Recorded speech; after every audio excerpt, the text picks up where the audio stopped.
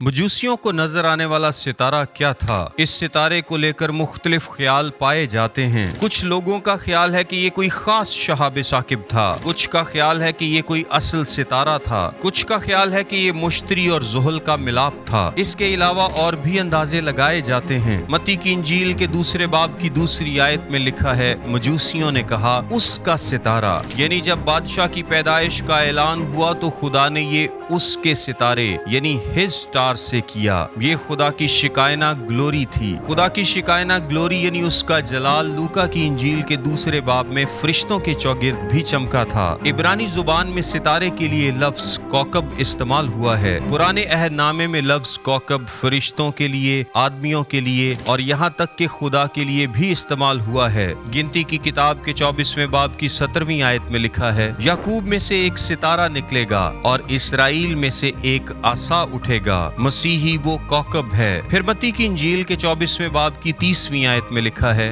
उस वक्त इब्ने आदम का निशान आसमान पर दिखाई देगा, यानी मसीह की दूसरी आमद पर, यानी उसकी रोशनी, उसका कौकब, उसका जलाल पूरी रोशनी के साथ जाहिर होगा। सो उसका सितारा, उसका कौकब, उसका आस्टेर जो कि यूनानी में है, उसकी चमक, उसकी शिकायना ग्लोरी किसी और का नहीं बल्कि उसका सितारा, यानी जो सितारा मजूसियों को दिखाई दिया ये उसकी शिकायना ग्लोरी थी। ये उसका जलाल था जिसने मजूसियों को राह दिखाई, और मसीह की दूसरी आमद पर भी उसका निशान, उसका जलाल दिखाई देगा।